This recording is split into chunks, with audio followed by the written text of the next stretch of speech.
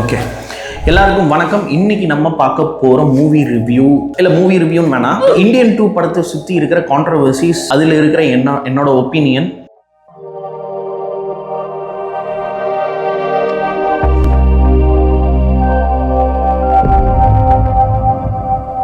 World's best actor அப்படின்னு கொண்டாடிக்கிட்டு இருக்கிற நம்ம ஆண்டவர் இந்த பக்கம். அதாவது விஎஃப்எக்ஸே வரதுக்கு முன்னாடியே காதலன் படத்தில் முக்காப்லா சாங்கில் விஎஃப்எக்ஸை கொண்டு வந்த சங்கர் சார் இந்த பக்கம். இவங்க ரெண்டு பேரையும் இப்படி போட்டு விளாண்டுக்கிட்டு இருக்கிற இந்த சோஷியல் மீடியா காலத்தில் கொஞ்சம் அந்த எத்திக்ஸை மீறி ரொம்ப ட்ரோல் பண்ணுறாங்களோ அப்படின்னு எனக்கு ஃபீல் ஆச்சு.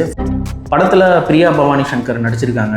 ஒரு பக்கம் எஸ்ஜே சூர்யா இருக்காரு. ஸோ ஃப்ளாப் ஆனால் அதுக்கு பிரியா பவானி சங்கர், ஹிட் ஆனால் அதுக்கு எஸ்ஜே சூர்யா அப்படிங்கிற மாதிரி அவங்க நிறைய மீம்ஸ்லாம் பார்த்தேன். ஜெகபதி பாபு கூட ரிலேட் பண்ணி அவங்க அந்த பிரியா பவானி சங்கரோட ப்ரீவியஸ் மூவிஸோட ஹிஸ்ட்ரிஸ்லாம் எடுத்து போட்டுட்டு இருந்தாங்க. இவங்களுக்குலாம் நான் கேட்குற ஒரே கொஸ்டின் என்னென்னா, படத்துக்கு ப்ரொடக்ஷன் பிரியா பவானி சங்கர் பண்ணுறது கிடையாது, படத்தோட கதையை பிரியா பவானி சங்கர் பண்ணுறது இல்லை.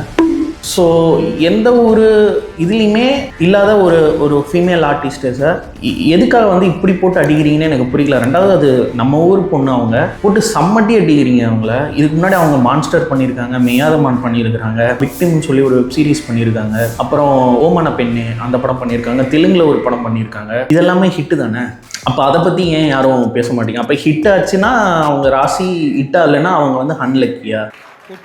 ஒரு படம் ஓடலைன்னா ஃபர்ஸ்ட்லாம் டைரக்டரை குறை சொல்லிட்டு இருப்பாங்க, இப்போ படத்தில் நடிக்கிற ஆர்டிஸ்ட்டை குறை சொல்லிட்டு இருக்காங்க.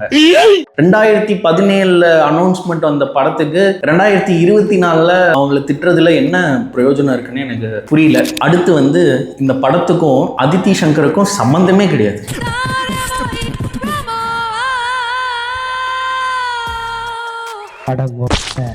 ஃபார் எக்ஸாம்பிள், சங்கர் சார் அவங்க அப்பா அப்படிங்கிறதுக்காக தான் அப்பாவுக்கு நான் ஒரு பொண்ணா அவருக்கு ஏதோ ஒரு இடத்துல அவங்களுக்கு நான் சப்போர்ட் பண்ணணும் அப்படிங்கிறதுக்காக அவங்க அந்த ஆடியோ லான்ச்சில் அவங்க பர்ஃபார்மன்ஸ் பண்ணியிருக்காங்க. அதை தூக்கிட்டு worst product from Shankar 1, 2 Indian 2 அப்படின்லாம் மென்ஷன் பண்ணி போட்டுட்டு இருக்கீங்க.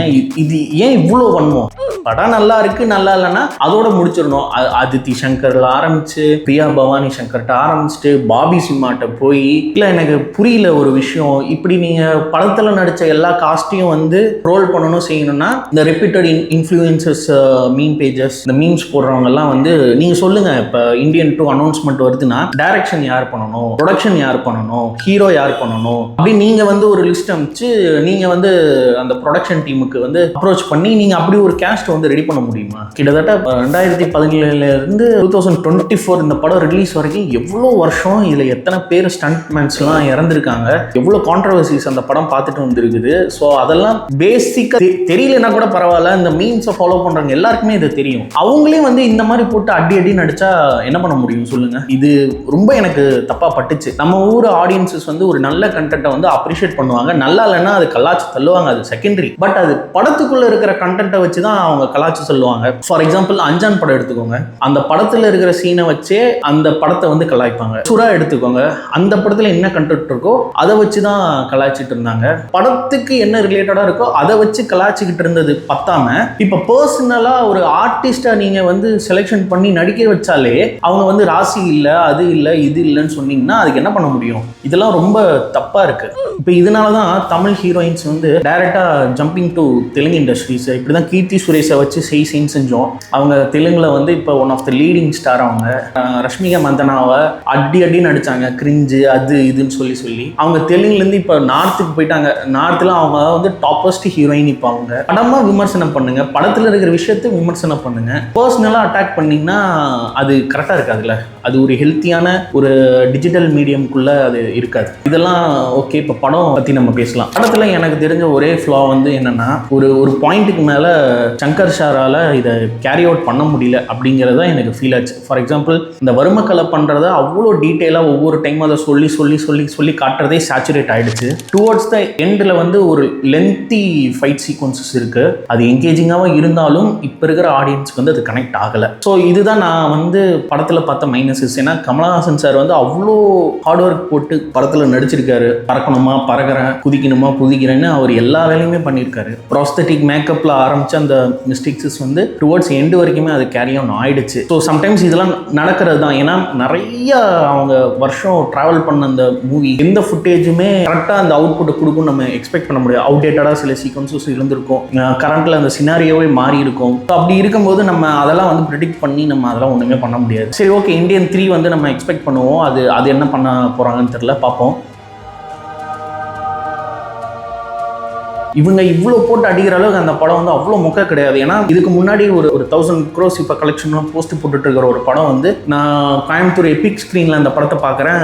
ஆடியன்ஸ் வந்து டெட் பாடி மாதிரி படுத்து கிடக்குறோம் எல்லாருமே. ரியாக்ஷனே இல்லாமல் கிளைமேக்ஸில் மட்டும் கொஞ்சம் நல்லா இருந்தது, என்கேஜிங்காக இருந்தது. ஆனால் அந்த படம் 1000 crores போயிடுச்சு. நம்ம ஊர் ஆடியன்ஸஸோட மைண்ட் செட்டே தெலுங்கு படம் எவ்வளோ கேவலமாக இருந்தாலும், இல்லை அதர் லாங்குவேஜஸ் படம் எவ்வளோ கேவலமாக இருந்தாலும் அதை செலிப்ரேட் பண்ணுறாங்க. அது ஆனால் தமிழில் வந்து ஒரு சின்ன சின்ன ஃப்ளாஸ் இருக்குது அப்படின்னா அதை அக்செப்ட் பண்ணுறதே கிடையாது. டியூரேஷன் டியூரேஷன் அவ்வளோ இருக்கு.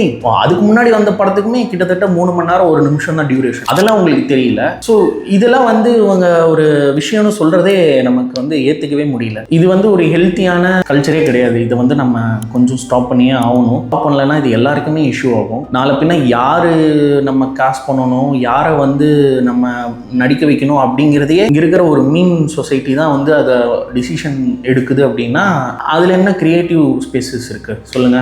இது வந்து கரெக்டே கிடையாது. ஏன்னா அவங்க அவ்வளோ ஹார்ட் ஒர்க் பண்ணி அவ்வளோ நாள் அந்த கண்டினியூட்டி, அந்த லுக்கு, அவங்க அதே பாடி ஸ்ட்ரக்சர்ஸ் எல்லாமே மெயின்டைன் பண்ணணும். அதெல்லாம் அவ்வளோ ஈஸியே கிடையாது. ஸோ இதெல்லாம் எதுவுமே தெரியாமல் ஜஸ்ட் லைக் தட்னு ஒரு மீமை போட்டு ட்ரோல் பண்ணுறோம். இதில் என்ன யூஸ் இருக்க போகுது? மிஞ்சி போனால் ஒரு 10,000 லைக்ஸ் வரும், அதை ஷேர் பண்ணுவாங்க.